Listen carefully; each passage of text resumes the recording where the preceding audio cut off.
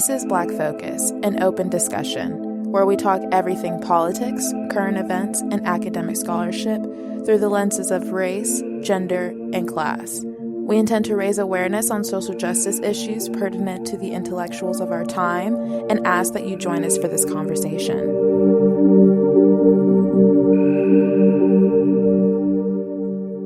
Well, hello, and welcome to This is Black Focus, an open discussion where we aim to educate the masses, address social justice issues, and liberate the exploited through resourcing. I'm your host, Kenya Harris, and today we have another very special guest, Dr. Seth Stewart, who is on the show today. Snap it up, snap it up. Yes. Okay, Dr. Stewart is an Alabama native who graduated from UA, and they went on to get 2 degrees from NYU and the City University of New York Graduate School, focusing on post-war American poetry, especially the works of John Wyners, a gay poet from the 50s through the 80s, whose letters and journals Dr. Stewart edited for a publication. And now they teach literature and queer studies at the University of Alabama. So let's just snap it up again for Dr. Stewart. So happy to have you on the show today. Thank you, Kenya. It's nice to be snapped up. Thank you. I love snaps. It's just something that we always me and she always do. So now it's just like a part of the show. We always snap it up for our guests. Nice. It's exciting. But yeah, so without further ado, I'll just get into the conversation. I really thought it was important, and obviously she thought it was important too for us to have conversations about LGBTQ histories, rights, and movements. And I especially found it important to talk to you and have a conversation about this because your class that I took this fall I learned more in that class than I did in a lot of my political science classes. I'll just say that. Okay. Even though it was a lot of introductory information and a lot of broad strokes of having to get into certain things because there's only so much that you can cover over the course of a semester, I really did appreciate you exposing me to that information and to those resources, and me now having access to more information regarding LGBTQ rights, movements, histories, and experiences. So I just really thought it was important for us to have more conversation about this, just because I know a lot of people my age especially may be somewhat privy to current events around LGBTQ, social justice issues and things like that, but may not necessarily understand why we should have such an increased sense of urgency as it goes towards educating people about LGBTQ experiences. And personally, I think that more of that education needs to be required, just because the sheer amount of things that we talked about over the semester, I had no idea about. And that was really alarming to me because I graduated this semester. It would have been so fabulous if I would have had that early on in my education. And if even if universities could make strides towards including that in their required general studies education, because I know we all have to go through getting a history sequence or a literature sequence and a math and a science and having certain amount of humanities. So if these types of classes were on those required lists, I think it would open the door for people to understand and have better education about what's going on with LGBTQ rights. So yeah, I just went on a little rant, but that's how I was feeling about having this conversation. What do you think? I appreciate that. I agree. Absolutely. I think, in an ideal university for me, students would learn all of these sort of sexuality and gender related histories, and also should be required to take at least an introduction to African American studies and women's studies. I think all of these classes should be part of the required curriculum. They are at some schools. I think Alabama should require them. I feel the same way. So now we're just going to get into our first question, which is, what has been the past history of gay rights and the movement for LGBTQ rights? Was it exclusionary? How did it get started? What information should people know offhand just relating to this history? Well, of course, it's a huge history, of course.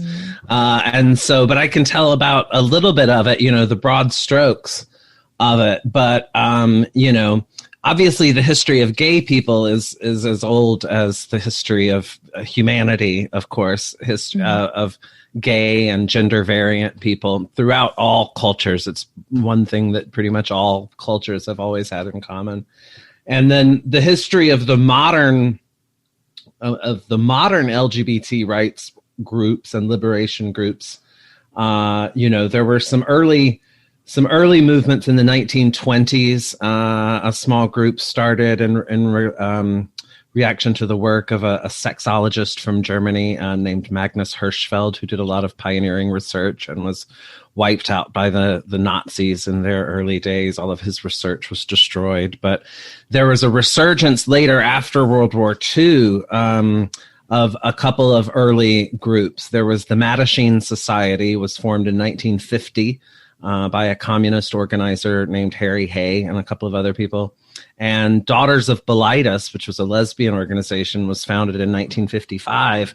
And along at the same time, there were some really early transgender organizations through things like small presses, small magazines like Transvestia, and things like that would have, personals, columns connecting people and very small meetings of groups, things like that. And then there was really an explosion of gay and lesbian rights movements after the Stonewall riots of 1969, which we talked about in class. Mm-hmm. And there had been other riots, the Compton's riot, and there was a donut store riot in LA that we read a little bit about in City of Night, Mm-hmm. And so, but then 1969, the Stonewall riots that June kicked off the modern gay liberation and gay rights movements. And immediately after that was the formation of some of the earliest, gay liberation movements. There was the Gay Liberation Front, founded in 1970, that turned into the Gay Activists Alliance.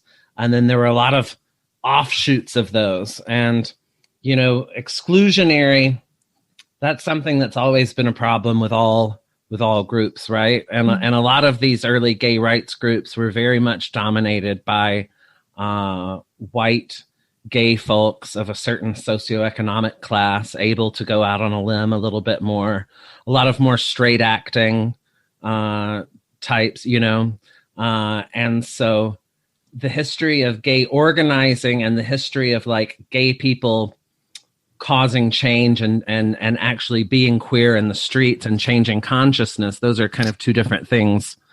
But I'm sorry, I'm getting kind of far afield here. No, I love it.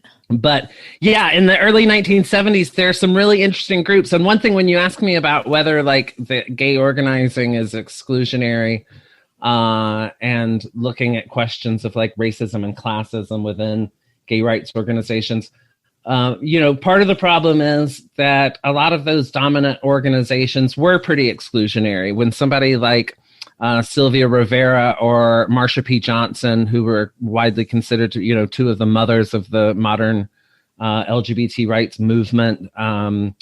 Marsha P. Johnson, of course, at Stonewall riots, and they were two of the earliest agitators and organizers of this Stonewall period. And they would go to meetings and not really feel particularly welcomed as people of color, as trans women. A lot of their friends, it's people who were engaged in survival sex work that were kind of like a lot of times the more mainstream groups would try to sweep them under the rug. This has been an ongoing theme throughout the history. But at the same time, there are these organizations sprouting up that are really exciting to study about, that I encourage people to look more into, that our gay histories tend to overlook. Like there's a wonderful group called the Salsa Soul Sisters from the 1970s that was started after. There was a group called the Black Lesbian Caucus that broke away from the Gay Activist Alliance in the very early 70s. They started something called the Third World Gay Women's Association And by the way, and that third world discourse of the 1970s, that was an intentional discourse around like trying to link Black and brown Americans with Black and brown folks around the world, uniting those struggles. So that's why that's an intentional use of that, that terminology. But anyway, this group, the Black Lesbian Caucus, they eventually become known by their more informal name, the Salsa Soul Sisters. And they do all kinds of work, from political activism to doing, prison reform, setting up cooperative babysitting, doing publishing ventures and all this kind of stuff. And I was just looking right before our interview, I was glancing at one of the big histories of the gay and lesbian rights movement called The Gay Revolution by Lillian Faderman. I glanced in the index, and the Salsa Soul Sisters are in there once. And the Black Lesbian Caucus is in there twice in the index. So that's part of the problem, right? Is that the dominant groups at the time were dominated by white, cisgender people who had a little bit of privilege. They were still on the outs as queer people, but they had a little privilege. And they were making these other folks feel excluded. But those other folks were also organizing and doing all of this very important work that's now, historians are now starting to talk more about these kinds of things, but it's still ongoing. So yeah, there's levels and levels of exclusion and erasure, even within the histories of these gay liberation movements. Oh, well, now I'm just going to move on to the next question, because that was a fabulous response, and I really didn't have much to add. I think you touched on just about everything that I felt was pertinent to that question. So now I just want to discuss a little bit more of what you were talking about with erasure of that community, but also talking about how pride was compromised and eventually commodified. Could you talk about the culture surrounding that and really the appropriation into the mainstream? Yeah. Pride that's a tough one. That the story of Pride, it starts a year after the Stonewall riots, and this is why June is always gay month, Pride month, and Pride celebrations are always the end of June. It's because Stonewall happened the end of June. I think the 27th through the 29th, but I always get the dates wrong. But it was a year later that they decided to have a celebration, a march.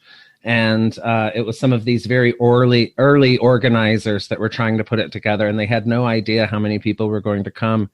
And it wound up just being thousands and thousands of people pouring into the streets, and the marchers were chanting like out of the closets into the streets.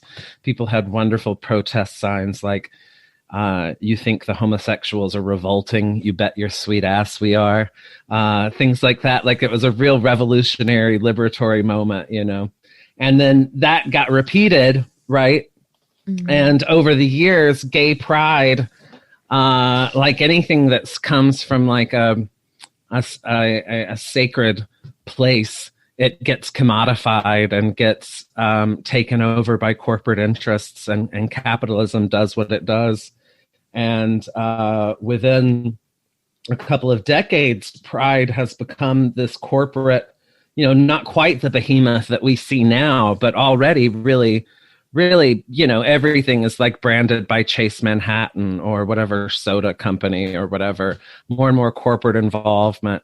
And people get excited about this, whenever corporations make these gestures towards Pride still today.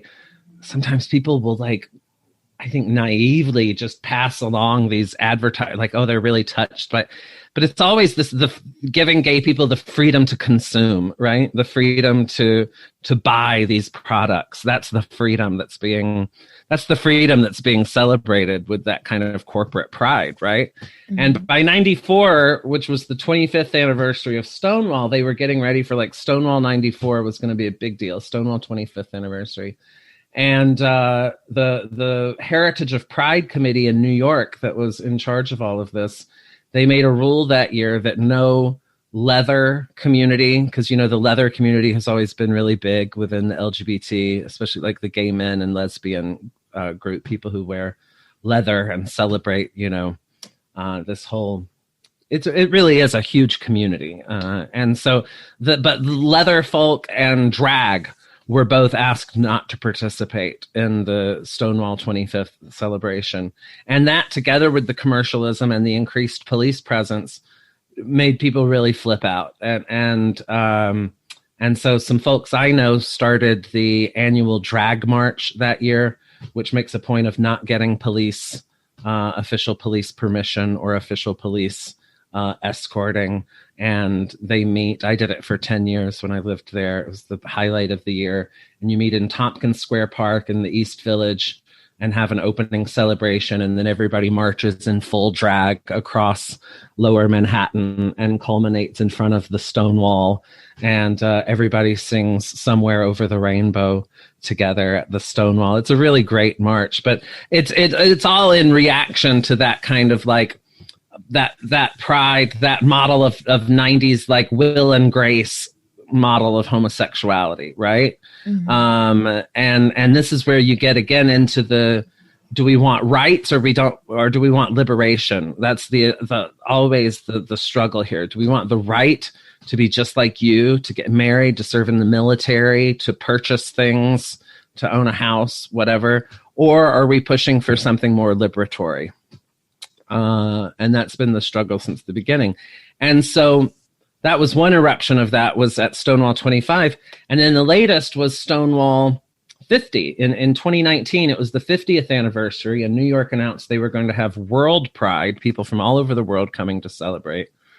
And of course, if you've gone to any New York Prides over the past 20 years, it's just increasingly unpleasant. And, few people that I knew in New York would actually go because, it's all corporations and branding. And then increasingly, as the NYPD has gotten more and more militarized, the parades have gotten more and more militarized. And so with Stonewall 50 happening in 2019, 5 years into the movement for Black Lives, and at the center of all of this kind of like also anti-Trump activism and pro-immigrant activism and all these other things that are happening, it was just like a real breaking point. And so a lot of people broke off, really, hopefully for good, from Heritage of Pride and that whole model. One of the things that pushed it over the edge was Heritage of Pride was going to step up their police presence even more. And they were going to barricade the entire parade route that year, supposedly for security. And this, police barricades along the route had been going on for quite a while.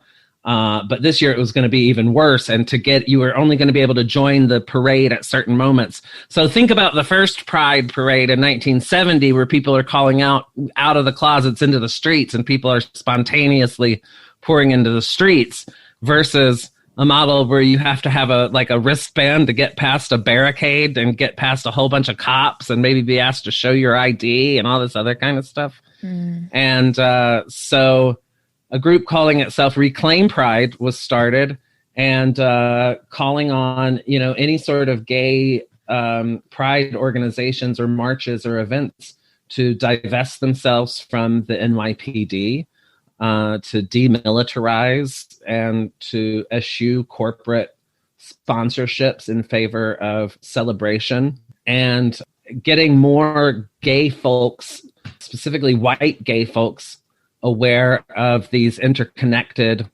struggles that are happening at the same time. Get gay pride more in line with the movement for Black Lives and these other struggles that are happening at the same time, and which, of course, we know are all connected. Mm-hmm. And so there's been some exciting developments in terms of people really resisting, I think, that corporate militarized neoliberal pride machine. But of course, it's still so much work to be done. I think you touched that's on kind of what's been happening as I see it.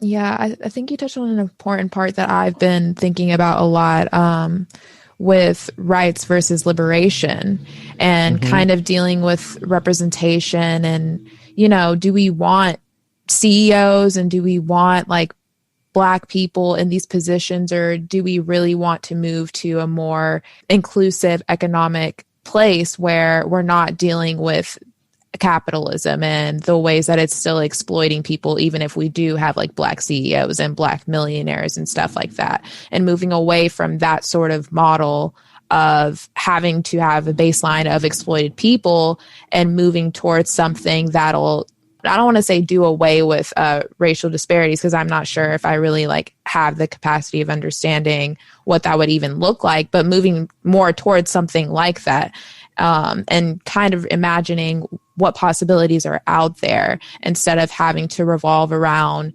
capitalism and this system of what we're calling quote unquote democracy that has continued to perpetuate problems for BIPOC and LGBTQ people. So instead of trying to insert ourselves into those roles of power and influence, why don't we instead move towards something else that'll do away with the continued oppressive behavior in society that we're dealing with right now? So I really hope that people take that thought home with them and really think about that and talk with their family members about what it is they believe is next for LGBTQ rights and BIPOC as far as the movement. Right. And I was just going to say, you had mentioned Audre Lorde and the idea that the master's tools will not dismantle the master's house. And that seems to be exactly what you're talking about there, right? Right. She's talking, is it reform or revolution? And this is something that, God, you can see why every community, every marginalized, oppressed community has its own reckoning with this question. There are certain questions that tend to come up for every marginalized group to different degrees, right? The question of, is it revolution or is it reformation? The question of, connected with that, do we care about respectability? And if you read the speech, that line is taken from, Lord is talking about a lot of things in that, but that line specifically is responding to this idea of fighting for tolerance, and how tolerance and trying to be tolerated within the system of patriarchy and racism that's there, that's not enough, right? That there's got to be complete revolution, and so. It's a really difficult question. I think it's just hard to imagine what we would move to, because I know not only do people like lack imagination for that, myself included, but also how would we go about that? Like it's scary to think that we would move away from everything that we've learned and have been conditioned to go along with and move towards something else that we've never experienced or experimented with, and that there are probably going to be risks involved with doing that. So I can understand people's like anxiety with not wanting to move towards something like that and wanting to just be given leadership roles, but it's really just understanding that in and of itself is another way of internalized whiteness. Like that's another way that you are basically just reproducing like this entire system that we're in right now. I think of that, it's kind of like when people are talking about dismantling like, the education system and police federations and things like that, and talking about burning everything to the ground and starting anew. But you also have to acknowledge the fact that within doing that, because you've only known of this system, even in your strides to do something different, whatever that may look like, you're still going to recreate certain mechanisms of the system that you lived in. And so just understanding that and reflecting on that to try to like get away from that, I think is where a lot of my anxiety lies with it. I know that it's something that needs to happen, but the emotional labor and the amount of things that you're going to have to get through in order to get to that place is going to be exhausting. Yeah, and I think that's where there's a lot of queer thinkers, especially from that wonderful period of the 1970s, that still repay studying, like Audre Lorde, of course, and other people who were involved with Black feminism, for example, from the beginning has, as and I'm thinking about Black lesbian feminism specifically right now, people like Barbara Smith and her sister Beverly and Audre Lorde, but they talk about how it's not just feminism for Black women. It is specifically a feminism that is also anti-imperialist, anti-capitalist, specifically like envisioning some kind of new futures. And I think that kind of thinking is something that more folks need to get into. Yeah, I want them to get into that, please, because I think that's a lot of questions that I've gotten when talking about like defunding the police and stuff. And people are like, well, if you don't have the police, then what are you going to do? Like, who's going to keep you safe at night? And it's really just trying to do violence to those ideas that keep us in like this archaic way of, I don't even know what you would want to call it, but just really dismantling those ideas and the understanding that we're not in need of things like the police and police federations and things like that. There is a new form that people have been talking about for like 40 years plus. I think it goes back to like the 70s. Yeah. And I was just going to, I totally agree with you. I think that, when it frustrates me when people ask questions as a way of shutting down a conversation, when as a matter of fact, that's a wonderful question to ask. When you ask, well, how are we going to keep each other safe? Thank you for asking the question. Let's go to some of the literature that's been produced. Like you say, since the 1970s, people like Angela Davis and Ruth Gilmore and folks like that working on abolition. But people have been working on abolition for hundreds of years in this country. And so there's a lot of thinking about possible futures. And so it's frustrating when people start talking about defunding the police or abolition. You'll hear people do this knee jerk. Well, like, what do we do with murderers? It's like, do you really think people haven't thought about that? Like, you're going to hop onto a conversation that's been happening for a really long time and ask the question that's nobody's thought of that before, So like, people just have to start like getting used to doing some freaking research, just shutting up and doing some research. Yeah, I agree. And that's one of the reasons why I also wanted to do this podcast, was to make resources a little more accessible to people my age if they don't know where to start with trying to find resources. But at the end of the day, like, you're still going to have to initiate and take that extra step yourself to look up, what could we do if we don't have the police? Like, what could LGBTQ rights look like in a post-capitalist society? Like, those types of things. Mm-hmm. But I just wanted to say, I think that these days, especially, I'm always trying to tell my students, especially my white students, although I can't like really phrase it like that in front of a class, but like, any of these things where you hear a new idea, you hear a phrase like defund the police and it sounds bonkers to you. Instead of just getting angry about that, you can, any social justice issue that you're hearing about for the first time, Google that issue plus the word syllabus. You are going to find a syllabus that some activist educator has put together on any topic. And you can get yourself educated on this, on tribal sovereignty rights, on the movement for Black lives, on defunding the police, on violence against transgender women of color. Any of these issues that you hear about or, that people want to just immediately form an opinion on, and as a white man, I was trained my whole life to immediately form an opinion on. It takes a lot of practice to try to not do that and to try to not be in reactive space, but instead to just listen and learn. Shut your trap. With that being said, we're going to just move on to the next question. That was like a good little banter that we had. I liked that. Good. But recently there have been new strides to reclaim pride. Like, you've just been talking about this, and realign it with things like Black Lives Matter. How could you see individuals getting involved with this, and how could you see both of these groups beginning to merge? That's a good question. I think one thing, we saw some good movement, at least in major cities, and in a lot of cities, even in places like Tuscaloosa, of, with the George Floyd protests this summer, You saw places like LA turned their Pride Festival into an entirely like focused on movement for Black lives. It was entirely like a resistance march. You saw a real resurgence in things like, I love the slogan, you know, the original Pride was a riot. It's important to remember that every movement that's important started out with these kinds of, you know, with riots, with uprisings.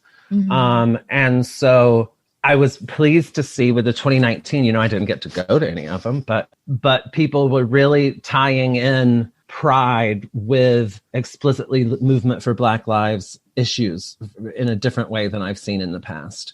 A lot of that was building on the work done by Reclaim Pride, which I encourage people to check out their websites.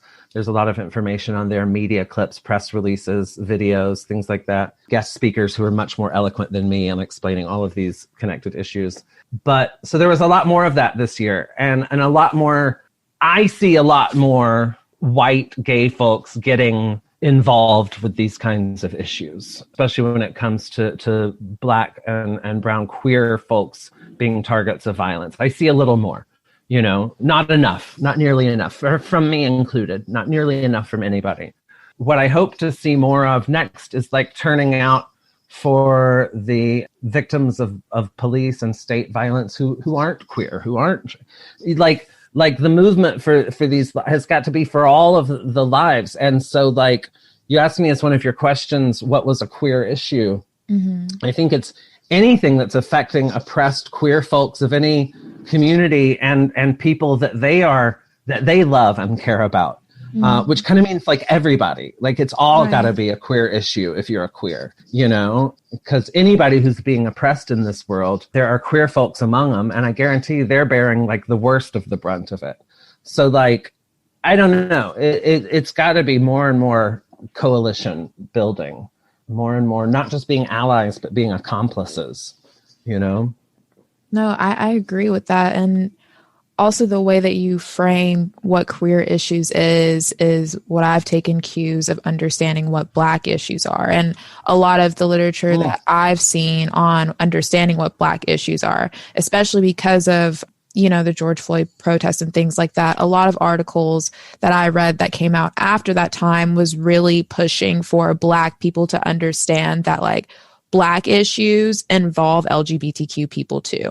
And we need to encompass these people and embrace these people and not just, you know, just be like, oh, well, we're both exploited, so let's kind of just get together. And then once we get through this, we'll go our separate ways. But understanding that we need to be together, united in a united front, and understanding that just because you may not understand this experience or you may be detached from that experience does not give you the right to ignore that experience. So yeah, that's why I've been trying to work better with being an ally to the LGBTQ community and understanding that like it's a constant action phase that you're in. It's not just being like, oh, I'm an ally and, you know, I like do all these things and I'm in this culture, and then not really taking that to home in everything that you do. So that's why I did my final project the way I did, and wanting to really just be a part of the action and be one of those allies who is being like, I know it's hard for you, just like I would want white people to do for the Black community. I know it's hard for you and it's exhausting for you to have this experience because it's your reality, but I'm on your side and I want to take some of that burden off of you. And I want to help fight in any way that I can, and not just fight through conversation, but fight through your workplaces and challenging your coworkers, your bosses, and whatever environment that you're in to be more inclusive and to reflect on these experiences and how they coincide with yours. So that's how I feel about really what Black issues are, what queer issues are. Like you said, it's just understanding that it's not a you or me fight, but it's really at this point a top bottom fight. Like we, the many, are fighting against the few, the corporations, the rich, and they at this moment are having all of the power and influence to control the media, to control the police. And it really takes that understanding to know that that's where we need to band together, because there are so many of us and so few of them. We need to understand that, come to an agreement on that, and move forward. And I think a lot of what's going on now is like everyone is understanding, and we're getting that education, and like Instagram graphics I know have been huge in relaying information and disseminating like those ideas. And that's really important to me, and people understanding and getting on board. But now like we need to take the next step, which is acting, like, and continuing to act and keeping that momentum up, and, you know, keeping your stamina up. So I really just hope people take that home with them, that it's good to understand and to educate yourself, but you need to do more to act. So yeah, I mean, a little rant, but whatever. Absolutely. No, sometimes one has to rant. Yeah, just I really needed people to understand that, because I know a lot of my friends, and I didn't lose like a lot of friends after the whole George Floyd thing, but I did lose a few who weren't necessarily understanding like just how insidious and the ways that anti-Blackness and homophobia and femphobia just permeate like everything that we do. And so a lot of people I know it's exhausting to have to constantly address those issues, but like it's more exhausting to live those experiences. And getting people to understand like, yeah, you're learning, and yeah, it may seem like depressing to learn this stuff, but understanding like your privilege and getting to learn about it and not having to experience it firsthand. Yeah. That's where you need to start right there. Yeah, and understanding that people are being generous with their time and energy when they correct you and try to bring you into the community in a better, more accountable way, you know? And so when you're called out on a moment of transphobia or homophobia, or when my own training in white supremacy rears its head, or moments where I'm, you know, like, it's such a generous act to call me in on that and to set me straight, so to speak, and to give me a talking to. And any little bit of decency that I have in this world is thanks to the people who did that when I was coming up and saying stupid things and acting the wrong way and things like that. And so I think when we talk about people of various groups being better allies of other various groups, I think step one has got to be, you know, listening and calming the reactive mind, you know, like you notice on social media, someone can't say, you know, a person of color can't say the mildest criticism of, like, talking about within the gay community, for example. You know, I introduced you to a close old friend of mine who I know through the Radical Fairies, which are a primarily gay group, and that has a long history, like most groups, of, you know, deeply entrenched racism and being inhospitable. And so, but folks of, you know, Black folks of color within the fairy community can raise just the mildest criticism, the mildest suggestion. And you see so much defensiveness, so much, we're not like that. And it's always so frustrating and enraging. And I know we all have that reactive self in us. And so, I don't know. I think a big part of being better allies of each other is learning how to just like shut the fuck up with that stuff. I'm sorry for saying that. And just listening. Take your talking to. Listen to it. Take it in. Don't respond until you've had some time to think about, you know. I don't know. I think a whole lot more of that's got to be happening. I agree.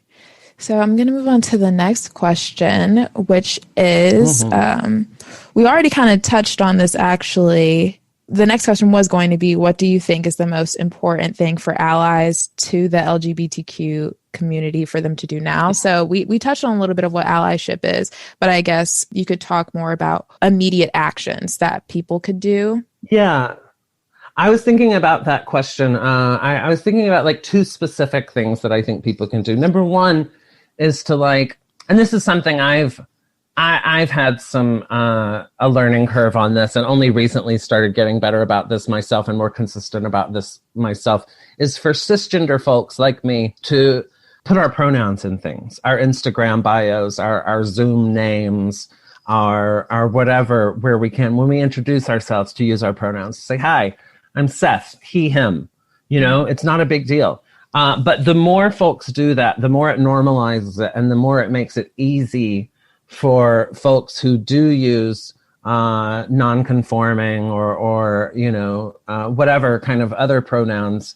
It makes it so they're not the only one having to say, oh, and I use they, them, or whatever, if everybody is doing that. And I see some teachers doing things where they'll be like, does anyone want to share their pronouns? Well, no, now you're saying who wants to come out to the class right now as something, Right. So like, I think more and more normalization of pronouns has got to happen. And then the other thing is, if you want to be a good ally to queer folks, if you're a straight cisgender person and you want to be a better ally to the queer folks in your life, number one, like, see how many queer folks you have in your life. And if you don't have many, get more. We all need more friends. And do whatever you can to provide some sense of home for the queer folks in your life. Like, understand that for queer people, especially for trans people, there's not as pervasively as used to be, but still really pervasively speaking, many of us have a wound, a severance with our biological families that, sometimes gets worked out, but often doesn't. And so the only reason I'm alive now really is because of straight people who made me feel like I had that when I was coming up, And so checking in extra on those friends of yours, the ones who are more vulnerable, making sure they have someplace to go on Thanksgiving, or that, they're checked in on. I just think that's something to always remember, that your queer friends, again, not everybody, but just, kind of a lot. Your queer friends are more vulnerable in that way. And of course, as you know, I'm sure queer and trans people are many, many, many times more likely to die by suicide than their straight or cisgender counterparts. So anytime that you can provide that to be like, I see you, you're one of my people. I think you're doing really life-saving work when you do that. Those are really good tips that we are going to also start doing on this show, considering we do have a non-binary co-host of mine. So we're going to start doing that immediately. It probably should have started with that. I should have introduced myself as Seth Stewart, he, him, or my friends use she sometimes, but that's, among friends. However you're feeling. But yeah, right. I mean, that could have been something that I could have taken the initiative to do and just kind of like glazed over. So that's going to be something that I definitely do for continuing podcasts, is just more normalizing that and using my platform to do that. So now I want to go to the next question, which is, what work are you doing right now to push the conversation? And how can other people like me, just individuals, push the conversation forward with as it regards to LGBTQ rights? I think it's just do wherever you are, be at work in that space, make it a more queer friendly, inclusive space, a space that's better for gender variance and experimentation, gender euphoria, as they say. So for me, I'm very, very fortunate in that I get to, I teach for a living. And so that's where I put that energy, is my teaching and my writing, much more teaching than writing, though, because I don't write much. I'm too tired. But in the teaching, always trying to make queerness visible. For a long time now, I've tried to, at the very least, mention prominently in every class that I am a gay man. I don't ever want a student of mine to be able to say they've never met a gay person. That a long time ago just became one of my foundational principles. Like, you're not going to be able to leave my class and say that, at least, Mm-hmm. So making queerness visible, making the queerness of the writers we're studying and the text that we're looking at more visible, mm-hmm. reminding people that no, Gilgamesh and an Enkidu were not good friends. the oldest work of literature known to the world, the Epic of Gilgamesh from thousands and thousands of years ago. And it's a story of two men who are in love. And scholars want to refer to them in the Norton Anthology of World Literature as close friends. And but they're close friends who roll around and caress each other's hair and yearn for each other. Anyway, so making these kind of things visible, right. Because it's all a hoax. This whole thing that like world culture is white and straight and cisgender, it's all a hoax. And if you just refuse to play into it anymore, like I'm not going to perpetuate those lies anymore, I'm going to tell it like it is, you know, then I think you're changing. I won't say changing reality, but like getting us closer to reality, helping people realize reality, you know? So things like that, making queerness visible, making difference visible, I don't know. I think these are all good goals. I forget what the question is, but I hope I answered some of it. No, you answered it. No, you did good to answer it. So now I'm going to ask you about the newly appointed Supreme Court Justice, Amy Coney Barrett. Now that she's been confirmed, a lot of LGBTQ activists fear she will roll back protections for this community. And in previous SCOTUS decisions, how do you feel about her confirmation on this matter? And do you think that she will recuse herself from these decisions? How do you think that she will act on them? So I guess I'm asking you to do a lot of speculation right now, but based off of her previous actions and her previous reputation, how do you think her nomination is going to affect LGBTQ rights? I mean, it's not good. It's definitely not good. The gay issues that have been adjudicated by the court, I don't want to reduce their importance, but again, it's like the rights versus liberation thing. Like a lot of these things are rights that have been bestowed that most Americans now want to be the law of the land. I don't know shit on this. Okay. So let me preface it with that. I'm just saying what I see and think, but it seems to me though, that everybody wants gays to get married now and to be able to do those things that SCOTUS has done, because we're better consumers that way, and we're more interpolated into the capitalist system when we have those rights. You know what I mean? But there are some rights that aren't involved with the market in that way, like the right to a woman's health care. I think those are the areas where Barrett, but I don't know. And on all these things, what seems to me is the goal has got to be is to start, you know, increasing organizing at the community and state level. You know, Coney Barrett and she and the rest of them, they can roll back federal protections, and so we have to agitate at the state level. But again, I'm just saying as a news consumer, I don't have any special knowledge on this. And so, but that's what it seems to me. I mean, she's definitely a dangerous figure. I saw a play this summer that I highly recommend people who want to understand her and her type better. There's a play called Heroes of the Fourth Turning by Will Arbery. It was a Pulitzer finalist, and it's a play about a group of Catholic intellectuals.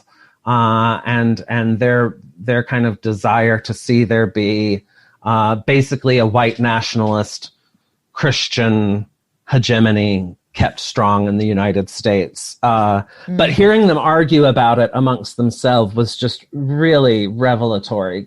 I had never heard these ideas discussed. Anyway, so I really recommend that for people who want to understand ACB and what she represents, Heroes of the Fourth Turning. But yeah, I don't know. Keep agitating, keep working. Yeah, that's all I got on that, though. That's very interesting. I've never heard of that play before, but now I'm definitely going to look at it afterwards. It's really good. Yeah. It really made me think. And it's like an infight amongst like upper class white Catholic conservative intellectuals. Like the play description couldn't be any less appetizing on the surface of it, but it's written with so much intellect and wit and compassion that you like, it wasn't sympathetic to the Coney Barretts of the world. I mean, it was in the sense that all plays are sympathetic to their characters, but but it also wasn't a diatribe against them, you know, because this is what I want to understand. I want to understand, why do you believe this? You know, that's the only way we can really organize against it, if we understand, like, where are you coming from with this garbage? Right. And so that play really helped me with that. It was also really entertaining, but yeah, people should check that out. Or not. There's a lot to read right now.